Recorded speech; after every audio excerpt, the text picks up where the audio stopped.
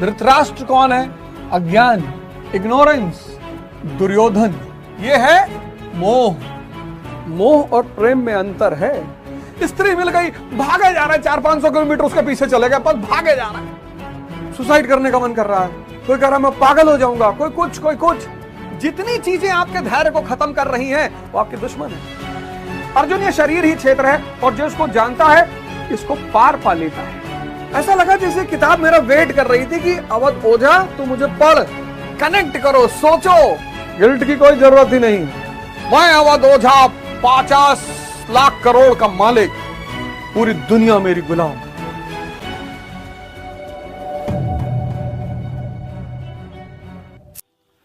आज देश जिन परिस्थितियों से गुजर रहा है उस परिस्थिति में भारत को अपने अतीत को देखने की बड़ी जरूरत है। अतीत को देखने की क्यों जरूरत है? महिमा मंडन करने के लिए नहीं, सीखने के लिए। अतीत की जो महिमा मंडन करते हैं इसका मतलब उनका प्रेजेंट कमजोर है। मेरे बाबा गवर्नर थे, हम तो भैया रिक्शा चलाते हैं। अतीत का महिमा मंडन नहीं, अतीत से सीखना, यही इतिहास का महत्व भी है। आज तो बहुत हालत खराब है। कोई मुझे मैसेज कर रहा है, साहब सुसाइड करने का मन कर रहा है, कोई कह रहा है मैं पागल हो जाऊंगा, कोई कुछ, कोई धर्म का मजाक उड़ा रहा है, कोई धर्म को गाली दे रहा है। तो मैं जब जीवन में फंसा तो बड़ी सारी चीजों ने उस मेरे जीवन में बड़ा अहम रोल प्ले किया। जैसे कई सारी चीजें हैं, ये सबका तो वर्णन मैं नहीं कर सकता, लेकिन 2 चीजों का आज मैं वर्णन करूंगा। एक, मैंने पढ़ा कि स्वामी विवेकानंद जी यूरोप जा रहे थे, तो पानी के जहाज से जा रहे थे, तो पानी के जहाज का जो कप्तान था उसके पास न्यूज़पेपर था। तो उन्होंने कहा भैया न्यूज़पेपर पढ़ लूं? हाँ बोले पढ़ लो।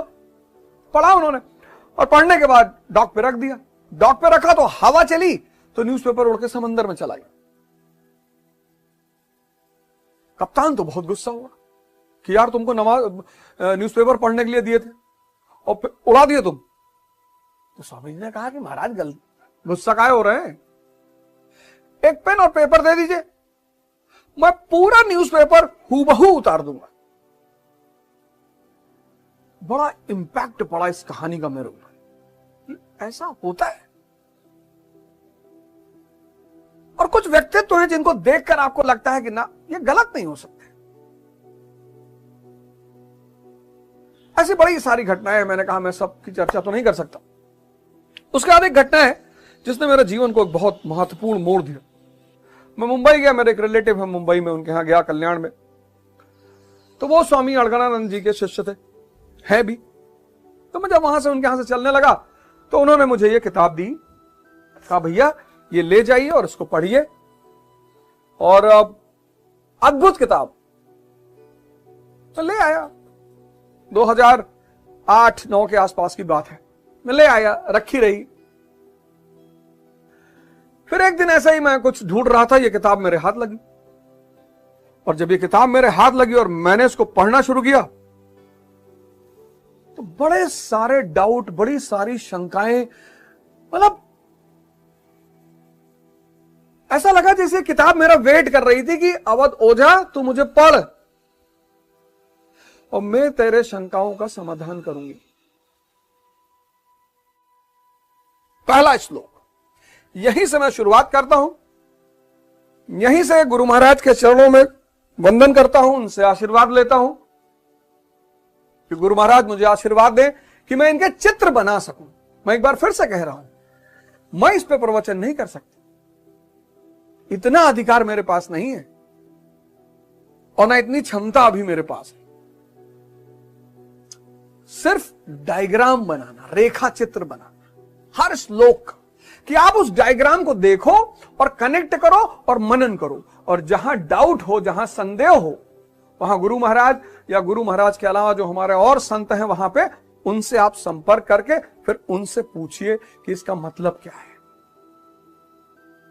ऐसा होने से शायद ये जो आज समस्या, संकट, चुनौती, डिप्रेशन, उसको कुछ हद तक संभाला जा सकता है। धर्म रहस्य है। बहुत सारे विद्वान कहते भाई मैं एग्नोस्टिक हूं। धर्म रहस्य है। क्यों रहस्य है? इसको कहा नहीं जा सकता। गुरु नानक देव जी ने कहा है, मरने की गति कही न जाए और कहे जो पाछे पछताए। ये गुरु नानक देव जी के स्टेटमेंट है कि आत्म अनुभूति की गति कहीं नहीं जा सकती और जो कहता है वो पछताता है। धर्म रहस्य है, रहस्य। इस रहस्य को कोई गुरु ही खोल सकता है। इसीलिए हिंदुस्तान ने गुरु की परंपरा पर बहुत जोर दिया। आज लोग कह रहे हैं रामचरितमानस में ये लिखा है, रामायण में ये लिखा है, 10 हाथ नहीं होने चाहिए, 10 सर नहीं होने चाहिए। मुझे पता है, एहसास है मुझे कि आप किस संदर्भ में इन बातों को कह रहे हैं, लेकिन कोई बात नहीं, उस पर मुझे जाना ही नहीं है। लेकिन मैं चाहता हूं कि इस यथार्थ गीता को लोग पढ़ना शुरू करें, तो जैसे मुझे रास्ता मिला, मुझे जीवन मिला, मुझे उन्नति मिली, मुझे शांति मिली, वो शायद गुरु महाराज की कृपा से आपको भी मिले। तो पहला श्लोक, धृतराष्ट्र उवाच। मेरी संस्कृत बहुत अच्छी नहीं है, फिर भी मैं पूरी कोशिश करूंगा कि कहीं भाषात्मक त्रुटि ना होने पाए। अगर होती है तो मुझे क्षमा करिएगा। धर्म क्षेत्रे कुरुक्षेत्रे संवेविता युयुत्सवः मामका पांडवश्चैव किम कुर्वत संजय। बड़ा प्यारा सा धर्म क्षेत्र कुरुक्षेत्र। अब युद्ध की बात गीता कहती है और युद्ध की बात गीता कहती है,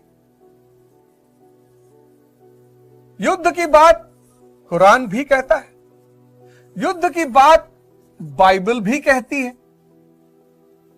ये कहते हैं धर्म युद्ध, ये कहते हैं जिहाद, ये कहते हैं होली वॉर।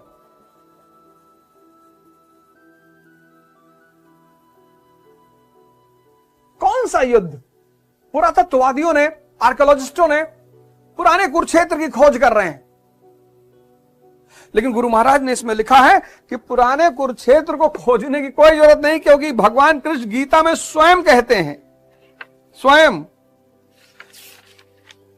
प्रश्न नंबर 2 डार्क ब्लैक में लिखा है, इदम शरीरम कौन्ते क्षेत्र मित्यभिधीयते।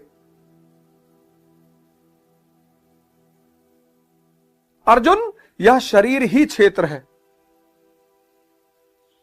क्षेत्र क्या है? शरीर। भगवान कृष्ण कह रहे हैं कि यह शरीर, श्री कृष्ण कह रहे हैं कि यह शरीर ही क्षेत्र है। अर्जुन, यह शरीर ही क्षेत्र है और जो इसको जानता है इसको पार पा लेता है, वो क्षेत्रज्ञ है। जो जान जाए इसे वो क्षेत्रज्ञ। कहीं बाहर लड़ाई नहीं हो रही है, कहीं बाहर लड़ाई नहीं हो रही है, यह शरीर ही क्षेत्र है। और इसमें धृतराष्ट्र कौन है? अज्ञान, इग्नोरेंस। कहां रहता है? मन के अंतरतम तल में रहता है। मन के पर्दा है ये। कहते हैं ना कि भैया इनके आंखें पर्दा पड़ा है। धृतराष्ट्र अज्ञान, यह मन के अंतरतम तल में रहता है। इस अज्ञान का बेटा है धृतराष्ट्र का दुर्योधन। यह है मोह। जो मैं को मजबूत करता है। मैं अवध ओझा, मैं अवध ओझा सांसद, मैं अवध ओझा 50 लाख करोड़ का मालिक, मैं मोगैम्बो, तुम कुछ नहीं होगे।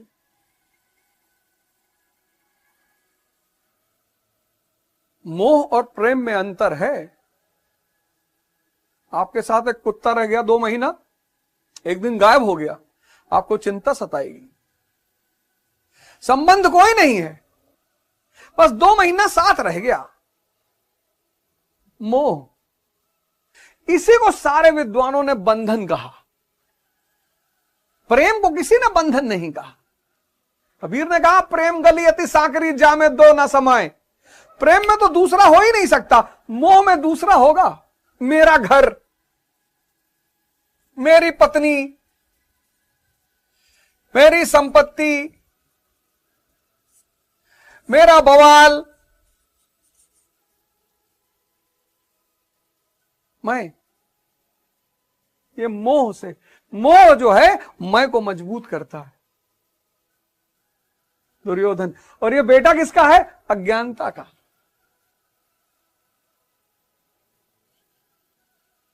तो जब बुद्ध को ज्ञान मिला तो अज्ञानता ही तो खत्म हुई। दुर्योधन,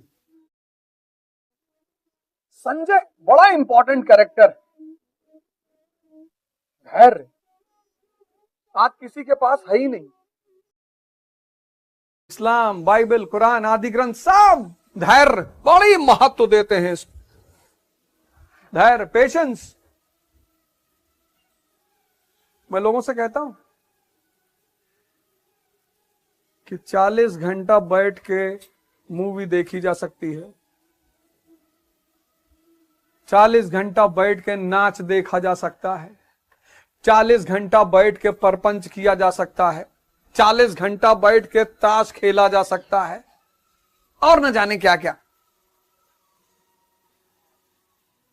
लेकिन आधा घंटा आंख बंद करके ध्यान करना बहुत बड़ी चुनौती है। और आपका मन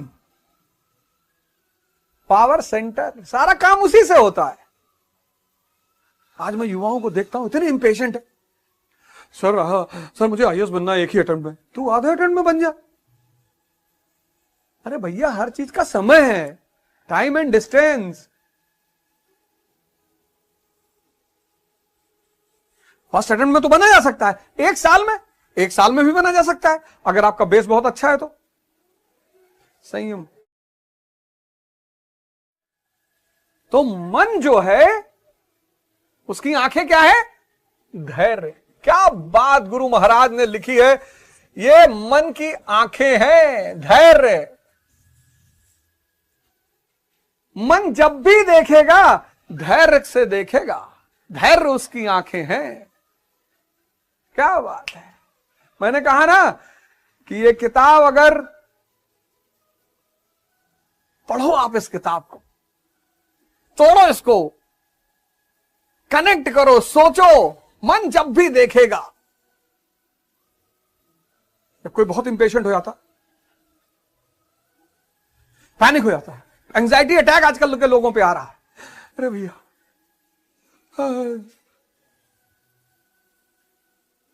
कामी क्रोधी लालची, इनसे भक्ति ना हो। क्यों? अधैर्य। ये सारी चीजें अधैर्यता पैदा करती है। काम में अधैर्य। स्त्री मिल गई, भागे जा रहा है, 400-500 किलोमीटर उसके पीछे चले गए, बस भागे जा रहा है। कामी, क्रोधी, लालची, ये तीनों चीजें अधैर्यता पैदा करती है, और तीनों में आदमी और अंधा हो जाता है। तभी तो कहा कामी क्रोधी लालची, इनसे भक्ति ना होए। क्योंकि ये तीनों चीजें किसको खत्म करती हैं? धैर्य को खत्म कर देती हैं। जितनी चीजें आपके धैर्य को खत्म कर रही हैं वो आपके दुश्मन है। फिर कौरव, ये कौन है? ये विकार को कहा गया है।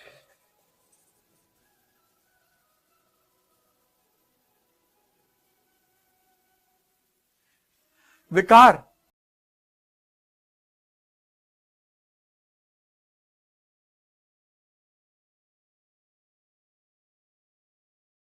कौरव यानी विकार।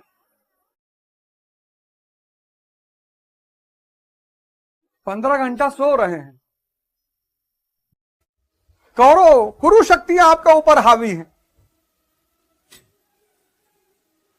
3 बोतल शराब पी गए,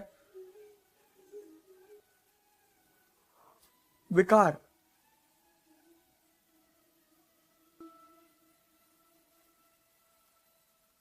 अज्ञान जो मन के अंतरतल में रहता है, मोह जो मैं को मजबूत करता है, धैर्य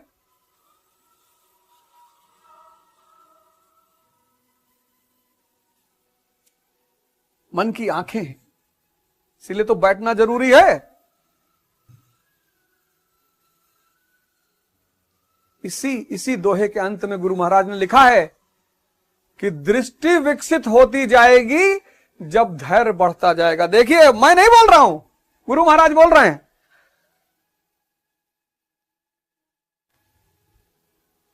ये मैं नहीं बोल रहा हूं, यहीं पर गुरु महाराज ने इसी में लिखा है कि जैसे जैसे धैर्य बढ़ता जाएगा, ये देखिए, ये मैं नहीं बोल रहा हूं, ये देखिए,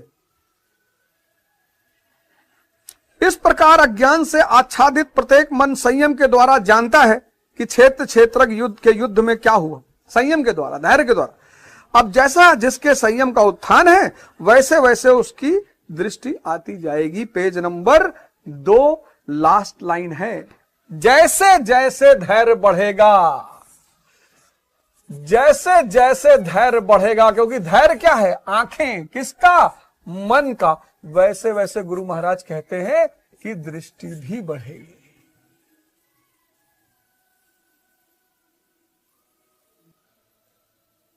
तो ध्यान क्या है? धैर्य को बढ़ाने का साधन है। बहुत लड़के मुझसे पूछते, सर ध्यान क्या है? सर धैर्य, बस बैठे रहो, कुछ तुम्हारे हाथ में है थोड़ी। और जब आंख बंद करके बैठते हैं पहली बार, और ये बाप बवंडर, मन की स्पीड तो लाइट से भी तेज है ना। आंख बंद किया, मंगल ग्रह पहुंच गए। यहां से सूरज से धरती पर लाइट कितने समय में आती? 8 मिनट में आती। 8 मिनट लाइट की स्पीड, और हम 1 सेकंड में पहुंच गए, सेकंड भी नहीं लगा। और बंद किए सूरज पे, रिएक्शन देख रहे हैं सूरज के उस पर बैठ के कि कैसे रिएक्शन हो रहा है, हीलियम कैसे कन्वर्ट हो रहा है, और कैसे रोशनी निकल रही है, ऊर्जा पैदा हो रही है। एक विदिन सेकंड का पता नहीं कौन सा हिस्सा, इतनी स्पीड। तो जैसे आंख बंद करोगे, अब मन की गति है, इसीलिए मन की तुलना घोड़ों से भी की गई है। और घोड़ा अगर बेलगाम हो जाए तब ले जाएगा।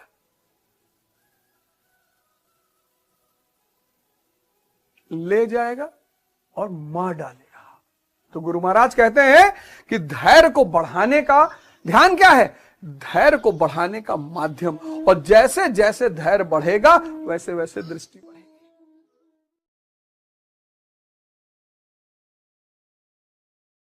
तो क्षेत्र में यह युद्ध कहां होता है?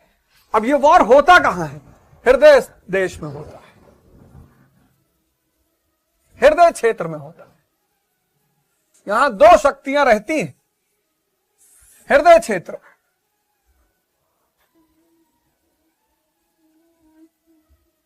दैवीय संपत्ति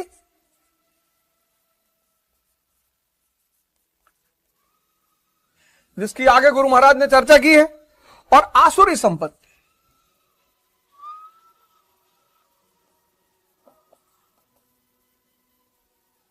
दैवीय संपत्ति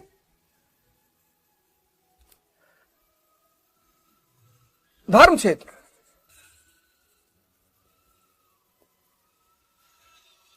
और आसुरी संपत्ति कुरुक्षेत्र। तो दैवीय संपत्ति किसमें हावी है? श्री कृष्ण में।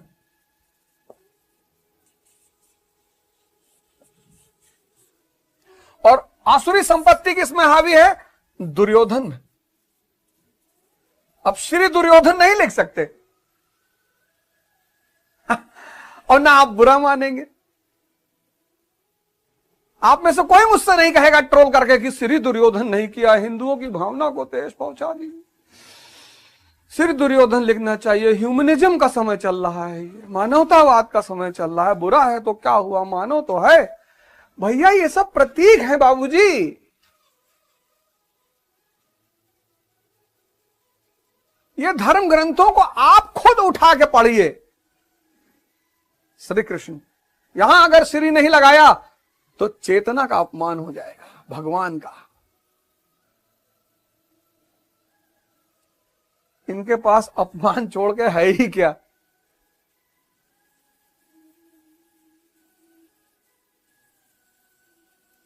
फिर आगे गुरु महाराज कहते हैं कि कुरु जो शब्द है, कुरु ये आदेशात्मक है, मतलब करो। कहते हैं आदेशात्मक शब्द है।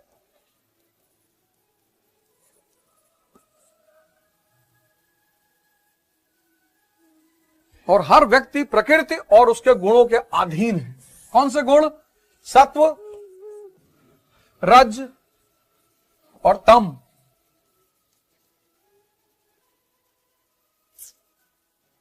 कोई करता थोड़ी है कुछ, ये न्यूट्रॉन, इलेक्ट्रॉन, प्रोटॉन यही सब काम कराते हैं। और गुरु महाराज कहते हैं कि जब तक ये तीनों शक्तियां व्यक्ति में सक्रिय हैं, कर्म होता रहेगा। या तो वो सत्व के प्रभाव में कर्म करेगा, या रज के प्रभाव में कर्म करेगा, या तम के प्रभाव में कर्म करेगा।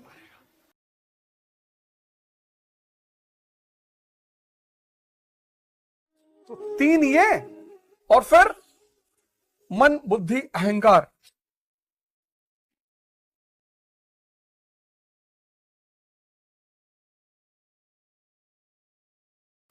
मन, बुद्धि, अहंकार।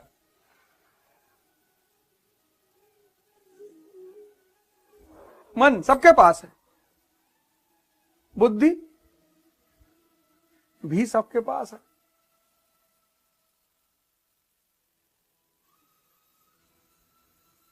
पर बुद्धि, कुबुद्धि अपनी ही भाभी की साड़ी उतरवा रहा दुर्योधन भरी सभा में। अरे तेरी दुश्मनी भीम से है, लड़ जा गदा युद्ध वहीं पे, मल्ल युद्ध कर ले, पटक भीम को।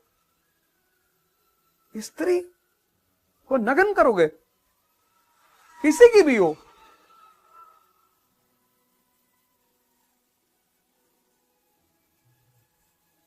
और अहंकार, मैं की प्रबलता कि मैं अवध ओझा मुगम्बो, पूरी दुनिया मेरी गुलाम। और फिर 5 दरवाजे,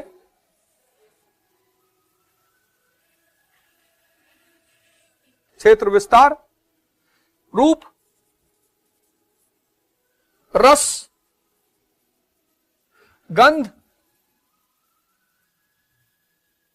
शब्द, स्पर्श।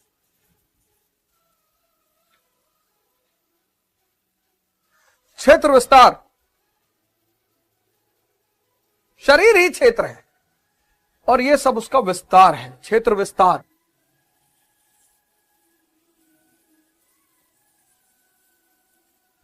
क्षेत्र विस्तार।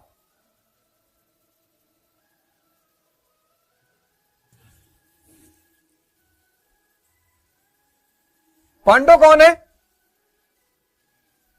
पांडव है दैवीय संपदा। एक एक करके गुरु महाराज ने इनके बारे में चर्चा किया है कि भाव मतलब भीम।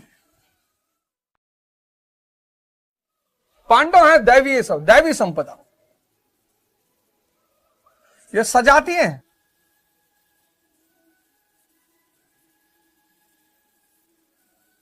और कौरव है असुर संपदा।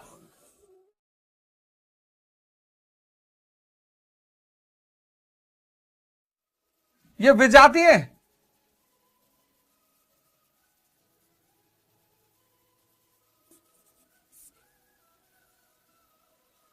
यह क्षेत्र का विस्तार है, शरीर का विस्तार है, प्रकृति के अधीन है व्यक्ति। सत्व, रज, तम।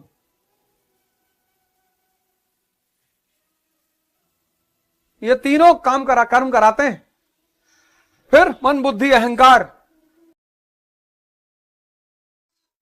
ये कर्म को डिवाइड करते हैं।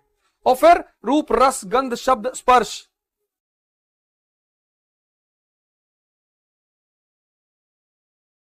ये सब उसको और एक्टिवेट करते हैं। किसी को भी दूध जिसने पिया पहली बार उसको उल्टी नहीं आई क्योंकि सजातीय है। जूस जिसने पिया उसको उल्टी नहीं आई क्योंकि सजातीय है। फल जिसने खाया उसको उल्टी नहीं आई, सजातीय है। लेकिन जिसने शराब पहली बार लगाया सबको उल्टी आई।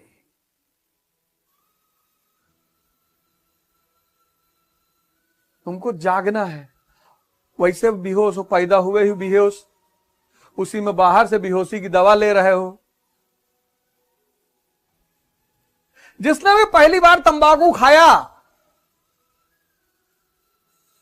मैं तो अपने अनुभव पे बोल रहा हूं ना, मुझे तो किसी से पूछने की जरूरत ही नहीं है। जिसने पहली बार सिगरेट पी और 2 मिनट खांसा, फिर किसी ने कहा यूपी का आदमी बाहुबली, वो कैसे खांस सकता है, पूरी खींच ले गए। खैनी खाए तो किसी ने कहा भैया ये बुद्धिवर्धक चूर्ण है। बाद में पता चला कि रिक्शा वाला तो डेली खा रहा, उसका काहे नहीं बुद्धि बढ़ रहा है। जितने विजातीय गुण हैं वो आपको परेशान करेंगे पहले स्टेप। शरीर मना करती है।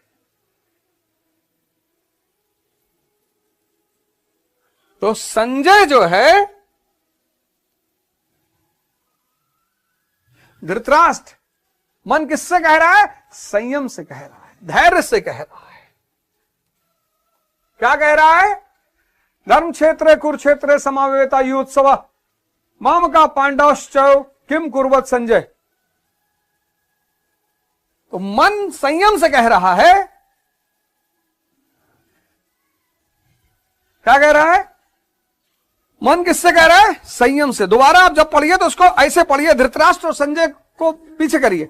मन संजय से कह रहा है। क्या कह रहा है? अज्ञान रूपी धृतराष्ट्र और संयम रूपी संजय।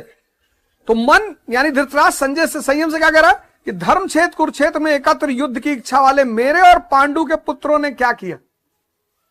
मेरे अज्ञान के पुत्र कौरव हैं, विकार। ये जो आप करते हो ना, शराब पी लेते हो, वैश्यावृत्ति कर लेते हो, फिर गिल्ट महसूस करते हो, ये आपने अज्ञानता में किया है। बेहोशी में, अंधकार में आपको बड़ा अंदर कष्ट होता होगा कि अरे हम तो नीच, अधर्मी, पापी, अज्ञानी। गिल्ट की कोई जरूरत ही नहीं है, अपराध बोध की कोई जरूरत नहीं, बिल्कुल जरूरत नहीं। कोई हो सकता है आपको बहुत सारे संत महात्मा, उनका पूर्व जीवन जब देखा जाता है, आप जब अच्छे रास्ते पर चलेंगे तो लोग आपके पूर्व जीवन को आपके सामने लाके खड़ा करेंगे कि अरे तुम तो गांजा पीते थे। हाँ, तो तब गुरु के शरण में नहीं थे ना, तब आंखें बंद थी, अंधे थे। अब जब गुरु का शरण मिल गया और ये ज्ञान मिल गया,